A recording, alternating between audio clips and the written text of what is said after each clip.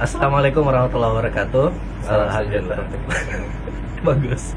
Alhamdulillah teman-teman, di video ini saya kembali bertemu dengan orang-orang yang saya banyak berdiskusi dengan mereka. Sebelumnya di video-video yang ada di channel saya itu biasanya tentang beasiswa, terus tentang isu-isu tertentu ya yang berkaitan dengan keahlian dari orang tersebut. Nah, orang di samping saya ini adalah senior saya di pesantren di Al-Ikhlas. Saya duluan masuk di Al-Ikhlas 1 tahun, jadi saya masuk MTS. Tahun berikutnya saya kelas 2 MTS. Beliau ini namanya Kak Iqbal.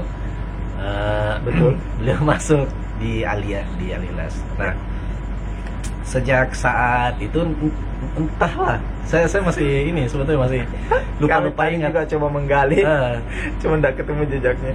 Sebetulnya sejak kapan kita bisa nyambung bicaranya, sampai itu saya masih ingat kalau sudah ngobrol sama Iqbal, kita itu bisa sampai sudah salat Isya, orang-orang pergi makan di dapur, kita tinggal di masjid.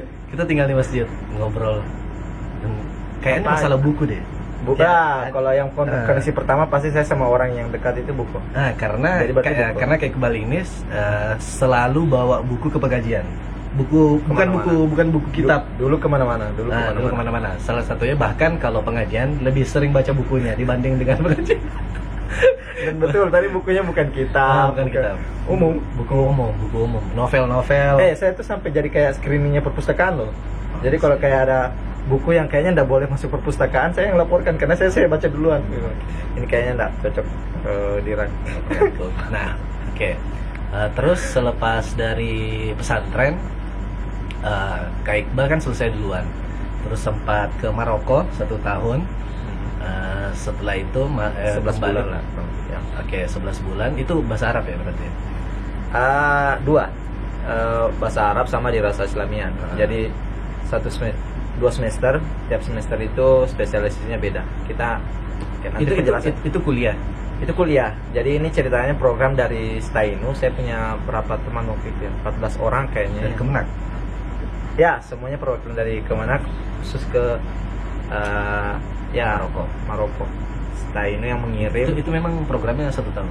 Programnya 1 tahun. Ceritanya ini jadi kelas luar biasa dari Stainu, Sekolah Tinggi Agama Islam Nahdlatul Ulama, semester 1 dan kedua. Jadi seandainya mereka yang dari Maroko itu mau melanjutkan di Stainu itu bisa, bahkan dianjurkan. Cuma saya tapi maksudnya program ke Marokonya memang cuma setahun. Ada teman-teman yang waktu itu mau banget extend karena sudah kesemsem, dan memang di situ bagus untuk belajar Islam ya. Bukan hanya belajar Islam saja, lingkungannya kayak spesifik ya, makanannya, lokasi hidupnya apa bagus. Jadi ada yang bisa tapi nggak bisa. Sabar semua. Tapi memang programnya 1 tahun. Ya, sudah diberikan tiket pulang balik. Memang udah bisa. Oke. Setelah itu lanjut di UIN Alauddin, lanjut bahasa Arab. Karena memang sebelum dikirim ke sana kuliah dulu. Saya dikirim ke sana semester 3 di UIN Alauddin. Berarti cuti? Cuti. Alhamdulillah terhitung cuti. Masih dihitung. Berarti kembali langsung semester 4. Semester 4 sampai selesai. Jadi yang dipelajari di sana itu tidak bisa ditransfer. Tidak bisa ditransfer karena kan bukan kampus yang mengirim ceritanya ya Al-Ikhlas. Jadi terima kasih sama Al-Ikhlas yang mengirim. Saya ditelepon sama, boleh sebut nama Ustaz? Boleh. Ustaz Rajab itu yang telepon bapak saya, kepala madrasah. Kepala madrasah. Waktu itu saya baru turun dari pesawat dari pulang kampung, bapak yang jemput saya langsung ngasih HP. Nak, mau ke Maroko nggak? Mau lah. Udah ditelepon Pak Rajab, siap. Cepet banget prosesnya. Bikin paspor aja di tempat di sana. Oke. Itu lanjutlah di UIN Alauddin bahasa Arab. Ya. Terus selesai berapa semester? Jangan ditiru. 14 semester. 7 tahun. Itu karena bentar. Duluan selesai S1-nya atau S1 dulu baru ini PNS ya? S1 dulu lah. Karena kan yang dipakai mendaftar aja S1. S1-nya. Alhamdulillah saya kuliahnya kelamaan. 14 semester. Pas selesai ada pembukaan yang Desember 2018 kemarin, mendaftar langsung 2000 berapa? 2018. 2018. Desember 2018. Oke. Itu tahun yang Betul, langsung PNS guru ya. guru Di bahasa Arab di Mandua Bandung. lagi cuti sekarang jadi ya. Sekarang sementara lanjut S2 lagi. Ya lanjut S2 lagi, Penyelesaian bahasa Arab lagi bahasa Arab lagi, di UIN Alauddin juga. lama lagi. Yang penting pelan-pelan. Sekarang beda ya kan, sudah beristri lah. Alasan sih itu, alasan sih itu, alasan. Menikah setelah PNS. Setelah PNS. Berapa ini? 2021 Januari tahun lalu. Oke, berarti ada fase dari setelah kita berpisah ya. Jadi setelah kita berpisah tuh Setelah kita ada maksudnya setelah tidak ketemu pelangi ya. setelah tidak ketemu di pesantren. Kalau di pesantren kan kita aktif gitu kan, kayak selalu ngobrol gitu ya, bahas buku atau bahas tokoh banyak lah sih, apa aja sih? banyak. Setelah itu berarti Kak Iqbal itu ada pengalamannya ke Maroko satu. Terus ada pengalamannya 14 semester. Dua. Itu kan beda-beda kan. Jadi ya, beda dinamiknya. Beda. Terus sudah menikah, sekarang sudah punya anak alhamdulillah. Sudah berapa? Satu, Umur 2 bulan. Baru. Ramadan. 18. Ada Ramadaninya. Enggak lah. Ente master. Oke. Oke. Jadi video ini kita mau bahas banyak hal sebetulnya. Tapi seingat ini, sebisanya saya. Ya. Karena saya ngomong aja. Siap. Oke. Terutama sebetulnya kalau selesai S1 sama-sama, kita juga selesai S1. Terus dari luar negeri sama, saya juga sudah dari luar negeri. Oke lah, berarti kan setidaknya kurang lebih oke. Angel-nya dapat. Nah, yang paling saya asing adalah dunia pernikahan. Periklanan. Dunia pernikahan. Nah, semenjak di pesantren kita sudah membahas gitu kan, kayak rencana masa depan Mahabbah, itu bagaimana dan lain-lain sebagainya. Nah, semenjak dari pesantren atau terserah Kak Iqbal, apakah fasenya dari pesantren atau bahkan sebelum itu, gimana Kak Iqbal itu merasa sepertinya sebelum menikah ya, sepertinya pernikahan itu bakal begini, plus minusnya itu begini, bukan plus minus ya. Apa istilahnya ya? Pernikahan itu sisi A-nya, sisi B, sisi C itu mungkin seperti ini. Setelah menikah itu, ternyata begini. Ada tidak perubahan itu tentang secara umum saja tentang pernikahan? Pesawat lewat. Jadi kalau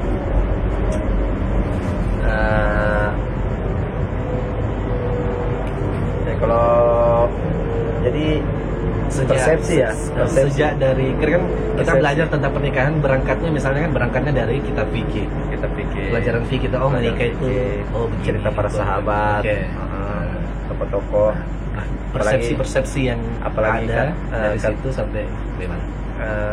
Ya ini dulu nih, perbaikan kalau beliau ya, dia dari kitab fikih. Oke. Kalau saya sebagaimana yang dia bilang tadi, buku yang sering saya baca itu bukan kitab. Jadi saya sumber persepsi saya itu memang lebih banyak dunia fantasi, novel. Waktu itu novel sama film. Tapi saya berusaha persepsi saya itu jernih, clear. Jadi meskipun apa yang digambarkan di sana, saya berusaha menyesuaikan sama dunia nyata. Kira-kira nanti bakal gimana? Dari baca novel atau dari baca apa gitu, pernikahan yang saya coba didapat gitu ya. Langsung dikontraskan dengan setelah menikah juga enggak apa-apa.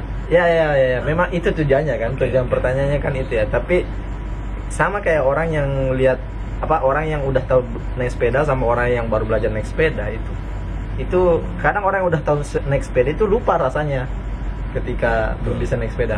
Nah, ini pertanyaannya kayak gini. Saya lupa, saya yang sebelum menikah itu sebenarnya persepsinya yang persisnya kayak gimana ya? Tapi saya coba jawab sedekat yang saya bisa. Memang banyak beberapa persepsi yang saat awal-awal menikah saya bawa. Sebelum menikah, persepsinya suami itu harus gini, istri itu harus gitu, dan seterusnya. Tapi setelah pernikahan baru saya pelajari, nggak semua persepsi itu bukan benar atau salah, ini tentang cocok atau enggak. Jadi persepsi kita ke sebelum menikah bahwa suami istri itu perannya A, perannya B, mungkin benar. Maksudnya dibagi-bagi secara jelas. Jadi harus kasarnya ini ya, meskipun itu tidak ada dalam persepsi saya bahwa harus yang ngurus rumah itu harus istri, suami cari kerja doang, titik. Itu sebelum menikah. Itu sebelum menikah. Itu sebelum menikah. Beberapa orang ya, tapi setelah menikah ternyata enggak. Ternyata ketika perempuan yang lebih mampu cari uang, ya why not? Dan kita terbuka deh. Terbuka sekali. Itu pertanyaan pertama. Dan berarti sekarang istri kerja? Belum bisa kan jaga anak. Nah itu lagi. Maksudnya belum bisa? Karena jaga anak nggak bisa. Maksudnya dia sendiri yang tidak mau? Belum mau karena belum bisa. Kalau udah bisa mau, karena dia sebelum menikah juga kerja. Jadi saya sebelum menikah kerja. Sebelum ada anak, setelah menikah belum. Memang nggak berarti kerja. Setelah kerja betul-betul tidak. Jadi setelah menikah betul-betul dia nggak kerja, jaga rumah. Tapi itu bukan karena larangan saya. Memang kesempatan yang belum memberikan dia waktu itu kerjaan. Dia juga ada maaf ya, bukan ngerendahin di Bulukumba, nggak aktif nyari juga karena katanya lowongannya beda sama di Makassar. Sebelumnya dia kerja di Makassar. Kerja di Makassar. Jadi itu persepsinya. Nah, sama. Saya sebelum masuk pernikahan itu ada idealisme tertentu yang kayak mau melawan tradisi umum. Apa itu? Apa ya? Kayak nggak terlalu. Ya itu tadi sih. Masalah kerja. Ya kalau kerja misalnya, saya mau istri langsung kerja. Ternyata kenyataannya kan nggak bisa. Kenyataannya nggak, bukan. Justru tidak. Justru saya malah mengkonfirmasi apa yang saya tentang. Karena ternyata keadaannya tidak. Ya. Jadi tidak selamanya orang yang idealisme itu benar. Orang yang menikah terus istrinya ingat. Oke, saya ingat. Maaf ya, saya potong ya. Ya, jadi saya ingat. Waktu itu saya percaya saya adalah salah satu orang yang ketika menikah itu ikatannya hanya ikatan batin murni, selesai. Meskipun dia tinggal di Makassar, saya tinggal di Bulukumba, akan aman-aman saja. Itu yang saya percaya sebelum saya menikah. Tapi ternyata setelah saya menikah, ternyata saya salah satu jenis suami yang tidak bisa jauh dari istri. Tidak bisa jauh dari istri. Dan alhamdulillah resolusinya tidak bisa LDR. Susah. Meskipun tidak ada larangan. Itu murni perasaan atau itu ada pertimbangan rasional? Finansial kah yang lebih bisa diatur kalau misalnya? Enggak. Murni perasaan. Kalau misalnya nggak minta ya, tapi seandainya keadaan menghadirkan tantangan seperti itu, misalnya dia lanjut kuliah S2 di luar pulau, ya kami terbuka untuk itu. Kami berdua sudah komitmen bahwa pernikahan itu artinya kebebasan. Pernikahan itu artinya kebebasan. Jangan ini para kan orang yang gue mau keliling dunia dulu sebelum nikah, itu kan seolah-olah kayak menikah itu jangkar. Oke, menikah itu jangkar, tapi jangkar batin, jangan jangkar fisik. Jadi jangan jangkar. Jadi boleh. Anggaplah setelah nanti dia bisa gitu, terus dia mau kuliah. Iya. Tapi boleh. Kan kita PNS itu janji saya. Tapi kita PNS. Itu harus di Bulukumba. Boleh. Berarti dia boleh. Boleh. Lah, boleh. Korban ini dong, perasaan dong. Betul. Yang korban perasaan doang. Memang korbannya perasaan. Tapi izin nggak? Izin boleh. Disitulah kami diuji. Udah pernah nyoba cuma sisa 5 hari doang, ternyata lumayan. Susah. Tapi ya itu, komunikasi tetap, selama komunikasi tetap lancar. Aman aja sih. Iya. Terus saya juga salah satu orang yang punya idealisme kalau komunikasi itu yang penting kualitas. Itu diatur tidak? Kayak setiap hari harus nelfon? Enggak diatur. Diatur sih enggak ya, cuman ya kembali ke perasaan masing-masing. Jadi sekarang saya minta izin, bisa video call enggak? Saya tahu dia sibuk kan. Lagi jaga anak lagi tidur. Kami sangat fleksibel di waktu pacaran. Ada nggak masa pacaran? Taruh sih. 2018. Jadi kenal dari 2018. 2018 ke 2021. 2 tahun lah kurang lebih kenal. 2018 Juli Oke. kenal. Dan selama Selama masa itu sama modelnya komunikasi begitu. Tidak ada Iya. tidak ada yang setiap hari Kalau pokoknya itu harus, tidak ada perubahan. pokoknya harus Malah misalnya harus jauh harus lebih dingin lah. teleponan, misalnya. Jauh lebih dingin lah waktu Setelah. sebelum. Sebelum. Jauh lebih dingin lah waktu sebelum karena kan masih Berarti kami berdua sama-sama orang yang percaya bahwa batas dalam Islam gender itu ada, tidak boleh terlalu banyak ngobrol bersama. Kami berdua sepakat dengan itu dan ya, jadi kalau Itu berlanjut. itu berlanjut sampai pernikahan. Setelah pernikahan nggak kayak apa yang lebay-lebay banget, nggak sih, santai aja. Tapi tidak ada ini dan kayak pokoknya setiap hari harus misalnya minimal teleponan satu Enggak kali. Kami berdua sama-sama orang yang kalau nelpon nggak tahu ngomong apaan. Oh iya. Iya. Oh iya, satu lagi. Jadi lebih intens kalau di pesan. Kan ngirim video. Kalau apa yang dibicarakan sebelum nikah? Nah, oke. Ini moderator yang cerdas kayak gini nih. Jadi saya yang apa yang dibahas? semua. Hampir Atau semua. gini, dari Kak Iqbal Finansial dibahas. apa dari Kak Iqbal yang poin yang tidak bisa ditawar? Ya, pertama akidah ya. Oke. Oke. Ya. Oke. Terus Walaupun boleh ya. Hah? Walaupun boleh ya. Iya dong. Umat mazhab kan boleh, laki-lakinya muslim. Curiga saya. Boleh. Curiga saya. Oke, Curiga. lanjut. Oke, lanjut. Oke, pertama terus. akidah.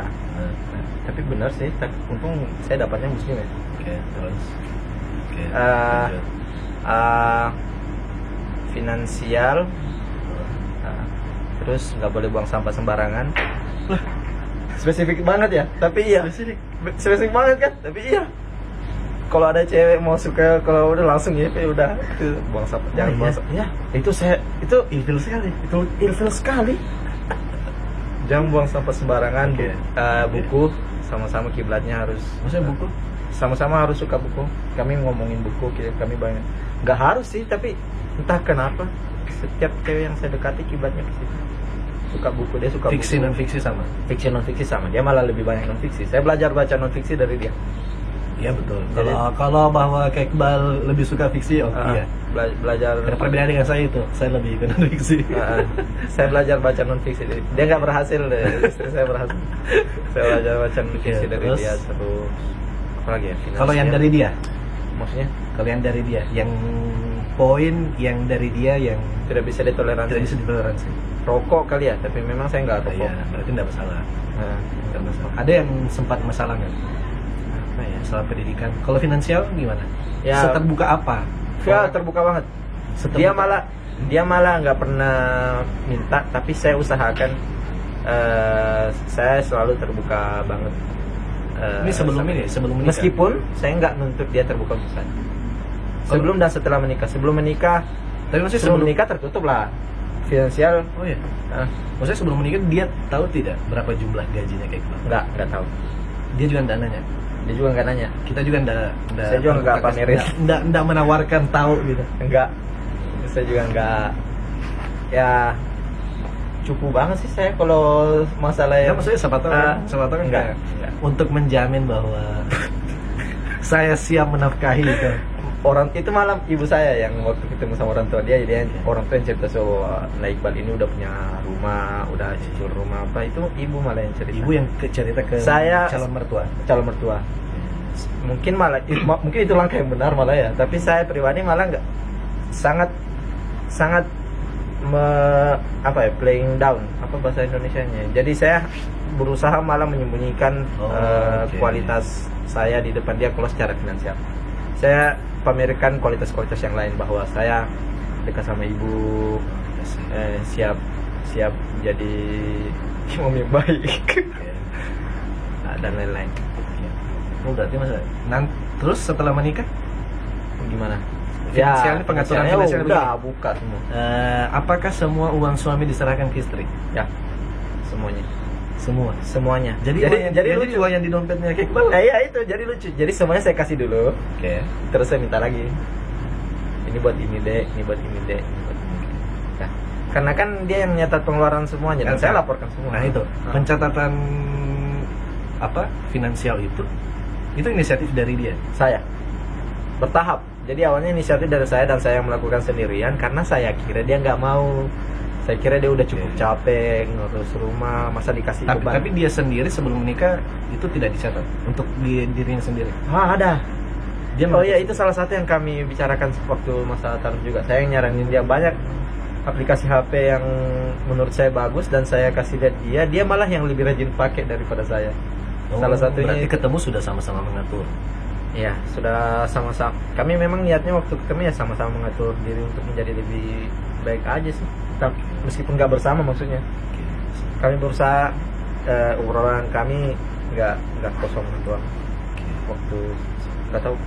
Berarti jarak umurnya dengan saya 93 dia 97 berarti 4 tahun ya. 4 tahun. Berarti waktu itu kita selesai S1, dia juga sudah selesai. Belum. Jadi saya selesai S1 dia udah masuk tahun terakhir.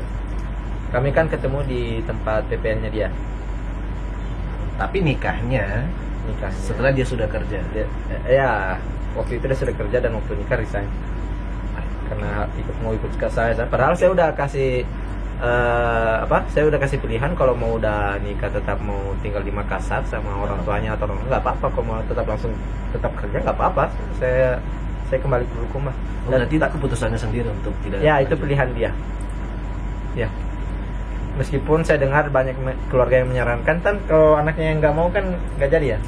Jadi itu pilihan dia dan alhamdulillah dia pilih yang itu. Satu poin penting. Oke. Saya nggak tahu apakah Iqbal membahas atau tidak masalah uang panen. Ini dibahas tidak? Dibahas. Maksudnya di obrolan berdua sebelum orang tua. Ke orang tua dulu, baru dulu.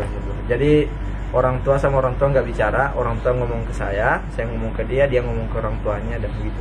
Tetap orang jalurnya tua ngomong ke saya bahwa kami siapnya segini. Oke. Terus baru kita saya sama dia kami siapnya segitu. Terus dia bicara sama orang tua. Terus sama orang tua. Dan gitu. Jamnya gitu. Dan waktu itu tidak ada masalah, smooth. Atau sempat ada tegang sih karena kan kami berdua ini anak-anak. Kami berdua ini anak-anak. Kalau keluarga bilang bubar ya bubar. Kami berdua kan anak. Saya anak orang tua saya, dia anak orang tua dia. Kalau orang tua tidak mau kami bubar dan kayaknya kami berdua ini sama-sama anak yang berbakti. Jadi kalau bilang iya disepakati. Iya. Kalau seandainya keluarga tidak mau, berarti ya sudah tidak apa-apa. Kalau saya kalau saya waktu itu pribadi sepakat sama ibu saya. Ibu saya kan bilang ini bukan tentang jumlah, tapi ini tentang bahasanya ya. Masa kalau kayak gini aja udah bermasalah, kedepannya kayak gimana? Jadi ini bukan cuma sekedar jumlah. Dan saya dengar itu awalnya, berarti yang duluan kasih nominal itu dari keluarga tak? Iya, dari keluarga sana nggak sempat. Berarti dari kita mempunyai sekian, kalau di atas ini mundur. Bahasanya gitu. Dan dia juga ya udah terima, lapor ke sana dan alhamdulillah tidak ada upaya negosiasi gitu, misalnya dikasih naik lagi atau nggak ada. Poin segitu. Kalau ada negosiasi nggak jadi. Gitu. Nggak jadi kalau ada negosiasi, mundur kita. Jadi sesuai dengan nominal yang pertama. Sesuai dengan nominal. Dan sekali lagi ya, ini bukan tentang nominal ya, ini bukan tentang nominal, tapi tentang ya itu tadi. Kalau poin itu saya setuju. Kalau bahwa masa di situ dilihat itu. Kalau ya. Pembahasan masalah uang panen itu terus ada ketegangan, berarti ada frekuensi yang tidak sama. Betul. Agak melenceng dari pembahasan tapi kan udah bos uang panen ya, lagi biasanya itu maaf. Jadi biasa tercenderung kembali ke level pendidikan dan agama si keluarga biasanya. Ini kadang tingkat pemahamannya. Tingkat pemahamannya. Kadang kalau yang jadi bagi para pemuda, kalau pemudi kalian itu kelihatannya agamanya dan tapi agama keluarganya pengaruh.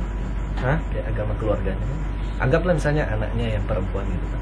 Sebenarnya paham agama gitu. Tapi kan tidak Makanya tidak selamanya. keluarganya. Iya, Makanya iya. saya bilang ya kalau keluarga Oke. pemudinya, kalau keluarganya bagus, beraniin aja. Insya Allah keluarganya ngerti. Karena kalau saya lihat begitu, makin tinggi level pendidikan dan agamanya biasanya itu malah makin rendah. Iya. Bukan merendahkan ya, tapi makin pengertian lah. Justru mereka memahami bahwa Ini bukan. panen itu Ah. bukan segalanya. Gitu. Nah, satu yang paling satu kalimat pendek yang saya selalu garis bawahi tentang hal ini, masa habis nikah ngutang. Ada tidak nasihat dari pihak keluarganya atau orang tuanya gitu pas nikah yang paling diingat? Ada sih, Enggak ada. jarang ketemu sama orang tuanya. Kan dia Alhamdulillah bapaknya udah, alhamdulillah ibunya. Jadi pertama kali ketemu orang tua, kan saya itu Berarti- kenalan sama dia lah 2015 sama 21. Ketemu orang tuanya itu satu kali doang waktu mau melamar. Jadi ketemu ibunya di situ. Apa ya, pesannya nggak ada sih. Dan berarti yang kesini nikah omnya. Kakaknya, Oh, kakaknya dia kan yang tadi loh, yang apa? Yang sebelum record itu yang kita bahas tentang nasihat pernikahan itu. Yang tentang kesalahan. tentang imajinasi, bahwa tentang jatuh cinta cinta kepada imajinasi kita tentang orang lain. Ya. Oke, jadi saya pernah baca di sebuah cerita ada seorang ayah yang duduk bersama calon menantunya. Ya, Anaknya laki-laki, karena anaknya kan cewek ya. Dia tanya, "Kamu cinta ya sama anak saya?" "Iya, Pak."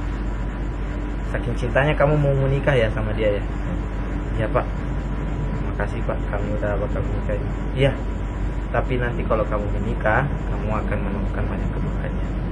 "Oh iya, Pak, siapa?" "Ingat," nasihatnya panjang, "ingat nanti kalau kamu ketemu keburukan dia yang sampai bikin kamu nggak tahan, jengkel, ingat, kalau dia nggak punya keburukan itu, mungkin bukan kamu." itu dalam. Kalau ketemu keburukan yang menurutmu tidak bisa kau terima, tidak bisa kau tahan, Ingat, kalau nggak ada ada keburukan itu bisa jadi bukan kamu yang kamu dia. ya, kamu. Jadi ini bukan soal merendahkan Dan atau itu kejadian. Hah? Dan itu kejadian. Kita rasa, Ya, kita iyalah. rasa. Ya, iya. Itu saya siap. Itu saya siap memang. Itu Salah maksudnya levelnya gitu. Level kan kita bersedia gitu ya. Kayak maksudnya mentalnya sudah disiapkan kan. Disiapkan. Jadi Oh ya, misalnya saya bersedia melihat kekurangannya. Gitu. Jadi misalnya kan level kesiapan kita di Taruhlah sini 1 sampai 10 lah. Oke. 1 sampai Skala 10 kan Yang saya kita siapkan sampai berapa? Yang saya siapkan sampai 7. Oke. Saya kira sudah 10. Ternyata itu baru 7. Oke, jadi yang disiapkan sudah maksimal ya. Menurut saya sudah 7 ya. Itu baru itu ternyata baru 7. Alhamdulillah baru 7 sih. Alhamdulillah udah 7 ya, udah lewat 5. Ternyata baru 7. Karena ya ternyata baru 7. Jadi mungkin penerimaan kamu menurut kamu udah 10, jangan kaget. Pas menikah ternyata itu baru 7, baru 6, baru 8. Tapi itu berpengaruh, maksudnya kan karena model komunikasinya kayak Iqbal sebelum menikah kan memang terbatas lah. Apakah itu berpengaruh? Enggak. Kami kemarin terbatas tapi berusaha tetap jujur. Itu biasa rawannya di situ. Kadang udah masif komunikasinya, tapi ada yang disembunyikan, ada yang dibuat. Saya itu kemarin betul-betul menunjukkan bahwa saya tuh kayak gini. Dan dia sekarang menunjukkan anunya lebih banyak. Dan itu yang kenapa saya bertahan sama dia, karena itu dia tidak mental menghilang malah. Karena saya sudah berusaha. Oke. Lagi tentang perasaan dan rasio sebelum menikah, sebelum memutuskan menikah. Ya. Itu bagaimana? Gimana sih? Maksudnya perasaan? Bagaimana? Yang saya dengar, orang nasihatnya kan begini biasanya. Logika. Ya, antara perasaan. logika dengan perasaan. Itu bagaimana pengaturannya? Pengaturan atau bagaimana aplikasinya lah? Apakah yang saya dengar itu kayak begini? Untuk memilih gitu, kira kan ada miliaran perempuan kan, untuk memilih itu. Dan ada miliaran laki-laki. Iya betul. Itu kan untuk memilih itu pakai perasaan. Karena bisa jadi karena melihat tampangnya itu yang membuat kita memilih. Terus dari situ kemudian berproses, semakin mendalam, kemudian memutuskan untuk menikah itu pakai rasio. Harus Pakai rasio. harus Itu sepakat tidak dengan itu? Maksudnya untuk memilihnya itu pakai perasaan, tapi untuk memutuskan untuk menikah dengan orang itu harus pakai rasio kuat. Kan ada suatu istiqoroh tentang cara memilih calon, Tentang ini, rasio dan perasaan. rasio dan perasaan. Nah, ini menarik. Ini menarik nih, karena menurut Buya Yahya itu sholat istikharah kan ini salah satu alat yang dipakai orang untuk menentukan calon. Buya Yahya itu syarat kita baru memakai sholat istikharah kalau pilihannya itu di antara dua yang sama-sama masuk akal. Dua yang sama-sama masuk akal. Jadi kalau sudah ada dua dan yang satu ini jelas bagus, yang satu ini jelas tidak bagus, kenapa istikharah? Begitu kalau kata-katanya. Oh, berarti istikharah itu setelah selevel secara rasio.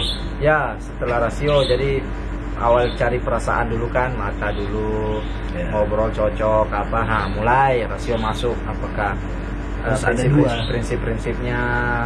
Terus ada dua.